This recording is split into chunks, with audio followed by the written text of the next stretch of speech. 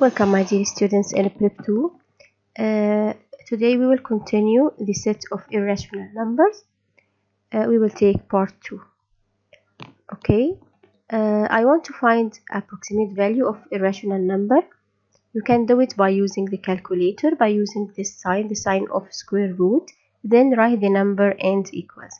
For example, root 2 will be 1.4142 and so on.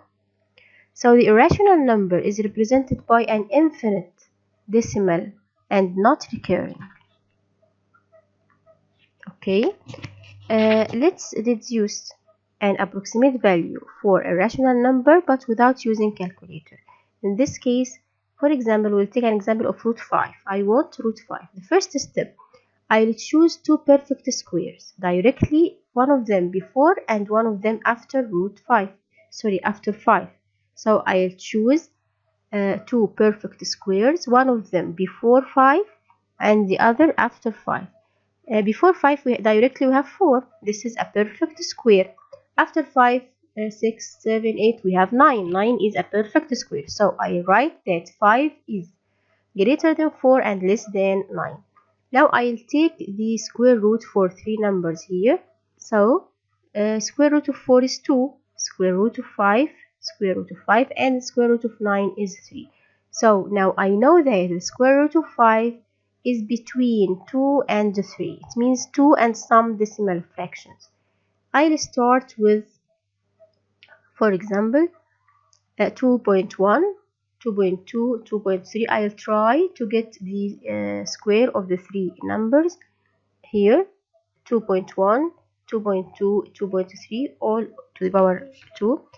I can see here 2.2 is 4.84 and 2.3 power 2 is 5.29. 2.2 power 2 equals 4.84 and 2.3 power 2 is 5.29. So it means that the root 5 is in between.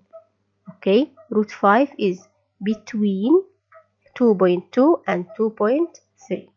Okay, we can say that root 5 approximately equal to 2.2 or 2.3.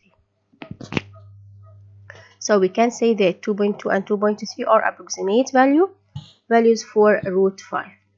But if we want to be more accurate, you can choose also numbers in between, like 2.21, 2.22, 2.23, and get the square for each number.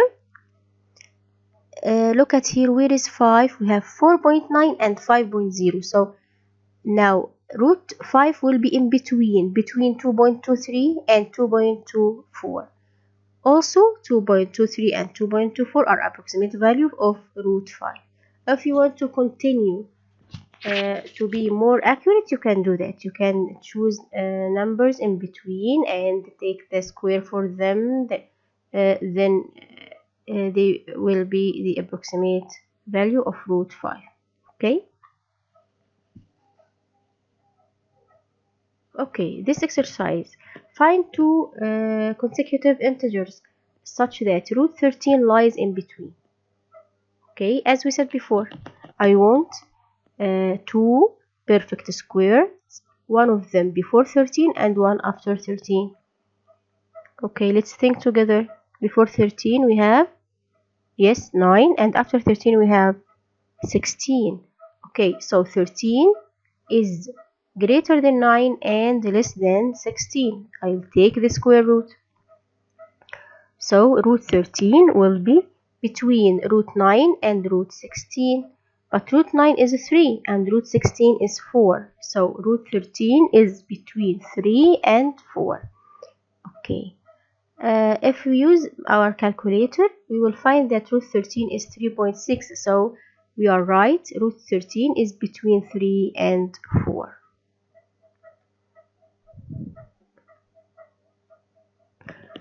The next exercise, prove that root 7 lies between 2.6 and 2.7. Okay, I'll calculate 2.6 square and 2.7 square like this. It means that 7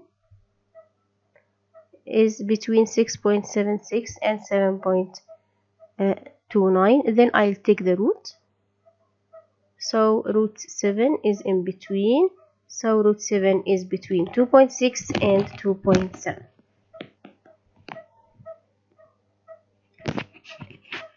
Can we represent a rational number on the number line? Of course we can. Let's see how can we represent a rational number in a number line. The first step, for example, I have a rational number root a. Okay, but a should be greater than 1. The first step is to draw a right angle triangle in which the length of one side of the right angle is a minus 1 over 2. This is a. Okay, and the length of the hypotenuse is a plus 1 over 2. Okay, let's see how. Let's take an exercise or example. Here, for example, I want to determine the point which represents root 11. So I want to draw a right angle triangle in which one of the sides of the right angle is a minus 1 over 2. So I'll calculate. A here is 11. A minus 1 over 2, it means 11 minus 1 equals 10 over 2 equals 5 centimeters. And also a plus 1 over 2, which is the hypotenuse, equals 6. Let's draw a right angle triangle. Here the one side of the right angle is 5 centimeters. This is the other side. I want now to draw from this point. I'll draw 6 centimeters, which is a hypotenuse, using my compass or my ruler. This line segment intersects the second side of the right angle. So this is root 11. This is root 11. The third side of the right angle triangle is the root we are looking for. So this is root 11. Now I'll take the same length here using my compass from 0 and draw it. So this point is root 11. Okay, so this point is root 11, which is approximately equal to 3.3. This point is root 11. Okay, let's take another exercise. Find the length of the diagonal of a square whose area is 5. The area here is 5. Okay, the area of is 5. It means L to the power 2 is 5. The side length to the power 2 is 5. Okay, it means L only is root 5. So let's draw a square. For example, ABCD. Okay, this side will be root 5. Also this side is root 5, and all the sides equals root 5. I want to calculate the diagonal, the length of the diagonal. This is the diagonal AC. As you can see here, the diagonal AC is the hypotenuse of the triangle ABC. So we have a triangle ABC, we have two sides, and we want to calculate the hypotenuse. Okay, so triangle ABC is a right angle triangle. Using Pythagoras theory, AC power 2, the hypotenuse power 2, equals AB power 2 plus BC power 2. So AC power 2 will be 5 plus 5, because here root 5 power 2 equals 5. Root 5 power 2 equals 5. So AC power 2, which is the diagonal, equals 5 plus 5 equals 10 centimeters square. So now I'll take the root to get AC.